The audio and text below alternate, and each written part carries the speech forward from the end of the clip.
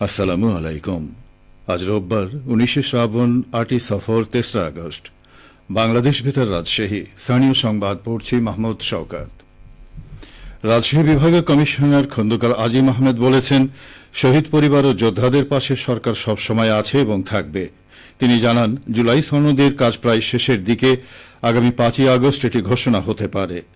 গতকাল রাজশাহী জেলা প্রশাসকের সম্মেলন কক্ষে জেলা প্রশাসন ও মহিলা বিষয়ক অধিদপ্তরের যৌথ আয়োজনে অনুষ্ঠিত জুলাইয়ের মায়েরা শীর্ষক অভিভাবক সমাবেশ ও চলচ্চিত্র প্রদর্শনী অনুষ্ঠানে প্রধান অতিথির বক্তব্যে তিনি এসব কথা বলেন। বিভাগীয় কমিশনার বলেন, গত বছরের জুলাইয়ে কি ঘটেছিল তা স্মৃতিতে আজও জেগে আছে। আজকের এই আয়োজনে সেই স্মৃতি আরও একবার জীবন্ত হয়ে উঠেছে। এখন দায়িত্ব হল দেশকে সংস্কার করে এগিয়ে নেওয়া। সেই প্রচেষ্টা চলমান রয়েছে। বগুড়া জেলা প্রশাসকের সভাকক্ষে অনুষ্ঠিত হয়েছে জুলাইয়ের মায়েরা শীর্ষক অনুষ্ঠান ও অভিভাবক সমাবেশ। জেলা প্রশাসনের আয়োজনে অনুষ্ঠানে জুলাই আগস্ট আন্দোলনে আহত সন্তানদের সুচিকিৎসার দাবিতে আবেগঘন বক্তব্য দিয়েছেন জুলাইয়ের মায়েরা। সভায় সভাপতিত্ব করেন জেলা প্রশাসক হোসনা আফরোজা। এ সময় উপস্থিত ছিলেন পুলিশ সুপার জেদান আল মুসা, অতিরিক্ত জেলা প্রশাসক সার্বিক মেজবাউল করিম, জেলা শিক্ষা অফিসার রমজান আলী আকন্দ সহ অভিভাবকরা। অনুষ্ঠানে জেলা প্রশাসক বলেন, জুলাই আন্দোলনে মায়েদের ভূমিকা জাতি কৃতজ্ঞতার সাথে স্মরণ করবে। সন্তানরা রাজপথে আন্দোলন করেছে, মায়েরাও রাজপথে গিয়ে তাদের পাশে দাঁড়িয়েছেন। সকলের ঐক্যবদ্ধ আন্দোলনে স্বৈরাচারের পতন ঘটেছে, তাদের ত্যাগ নতুন বাংলাদেশ এনে দিয়েছে। অনুষ্ঠানে মাদার অব জুলাই সহ জুলাই আন্দোলন ভিত্তিক প্রামাণ্যচিত্র প্রদর্শন করা হয়।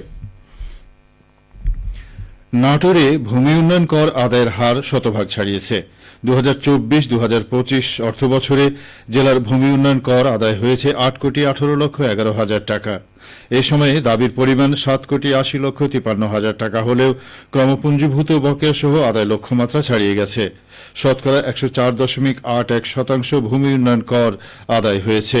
জেলা প্রশাসকের রাজস্ব শাখা সূত্রে জানা গেছে, 2024-2025 অর্থ বছরে সিংড়া উপজেলায় সর্বোচ্চ 1,92,05,000 টাকা ভূমি উন্নয়ন কর আদায় হয়েছে।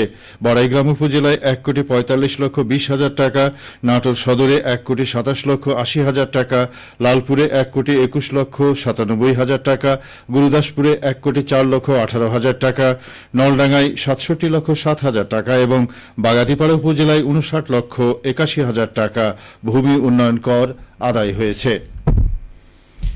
একই সময়ে অর্পিত সম্পত্তির লিজমানি আদায়ের হার 107.34%।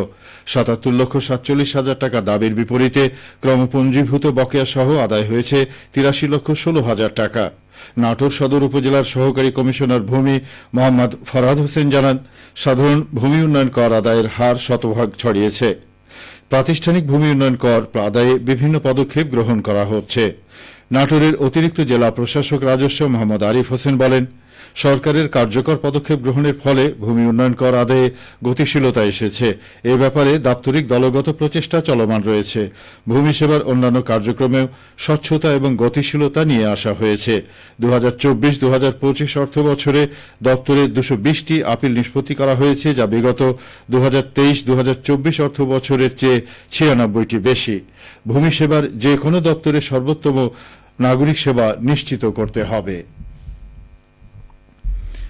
জুলাই গণ অভ্যুত্থানের প্রথম বর্ষপূর্তি উপলক্ষে সিরাজগঞ্জের সলঙ্গায় জুলাই জাগরণ ও মেধাবী সম্মাননা 2025 অনুষ্ঠিত হয়েছে। গতকাল বিকেলে সলঙ্গা পাইলট উচ্চ বিদ্যালয় মাঠে ইসলামী ছাত্র শিবির সলঙ্গা থানা শাখার উদ্যোগে এই অনুষ্ঠানের আয়োজন করা হয়। জুলাই জাগরণ ও মেধাবী সম্মাননা প্রদান অনুষ্ঠানে প্রধান অতিথি ছিলেন বাংলাদেশ জামায়াতে ইসলামীর কেন্দ্রীয় সহকারী সেক্রেটারি জেনারেল আলহাজ মাওলানা রফিকুল ইসলাম খান। প্রধান অতিথির বক্তব্যে তিনি বলেন, জুলাইয়ের ফ্যাসিবাদ বিরোধী আন্দোলনের শিক্ষার্থী, রাজনৈতিক কর্মী, চাকুরিজীবী, শ্রমিক, ব্যবসায়ী সহ সকলেই দলমত, ধর্ম, বর্ণ নির্বিশেষে রাজপথে নেমে এসেছিল। ঐক্যবদ্ধ এই শক্তির কাছে স্বৈরাচারী শক্তি পরাজিত হয়েছে।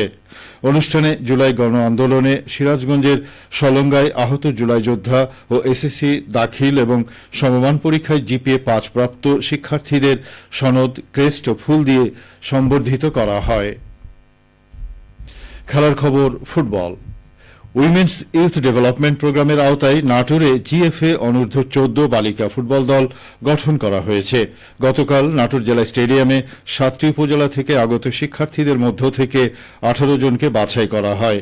জেলা ক্রীড়া অফিসার রাকিবুল হাসান এসামি জানান, আগামী 15 আগস্ট থেকে রাজশাহীতে বিভাগীয় ফুটবল প্রতিযোগিতায় বাছাইকৃত নাটোর জেলা দল অংশগ্রহণ করবে। সবশেষে আবহাওয়া। আজ সকাল 6টায় রাজশাহীতে তাপমাত্রা ছিল 24.8 ডিগ্রি সেলসিয়াস। এ সময় বাতাসে আর্দ্রতার পরিমাণ ছিল 99%।